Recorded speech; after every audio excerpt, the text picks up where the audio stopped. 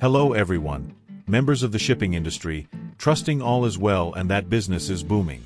This is another installment from Smuling Forwarding, which is a licensed international imports and exports freight forwarding and customs clearing business, situated in the south of Johannesburg, not too far from the Alberton Customs Office. Today we will be talking about container shipping regulations. So without further ado, let's get into it.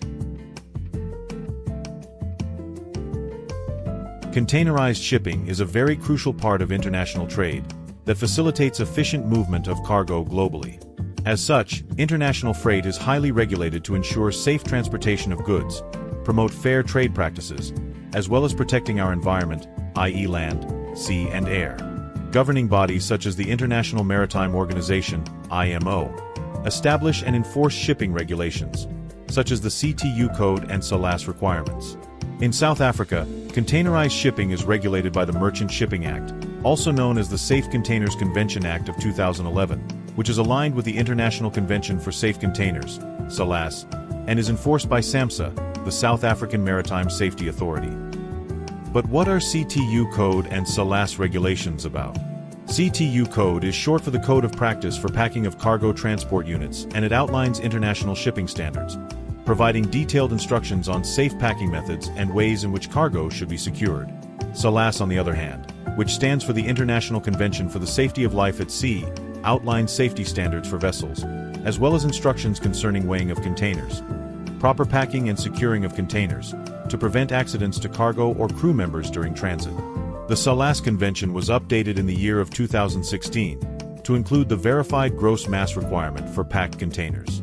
This VGM regulation requires shippers to weigh their packed containers before containers are handed over to port authorities for stacking or loading on board the vessel. All containers have size and weight specifications written at their doors and sides.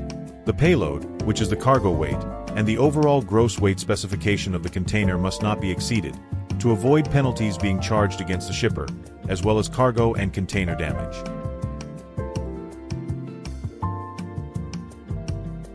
VGM calculation methods. There are two approved methods with which the container VGM can be determined. First is by calculation, whereby shippers have to take the weight of all individual cargo, including the packing materials and pallets onto which packages are mounted. This overall cargo weight is added to the empty container's tare weight, which then gives us the gross container weight. Second option involves weighing the actual container after packing is completed.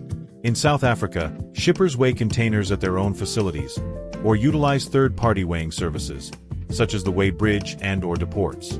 VGM is required to be pre-advised to port authorities, ahead of trucks proceeding to the port, to allow port operators time to work out the vessel loading plan. Since containers are lifted using cranes, adhering to IMO container weight regulations reduces the risk of damage to container and its contents, loading infrastructure, as well as the vessel.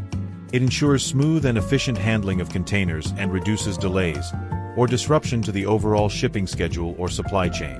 It also ensures the safety of crew members at sea, protects the environments and minimizes the potential of containers being thrown overboard during transit to keep the vessel from sinking.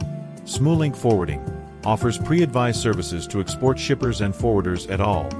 For a very affordable admin fee. Reach out to us using any of our communication channels and let us help you. Our team is on standby and ready to assist you in a timely manner. We look forward to doing business with you in the near future.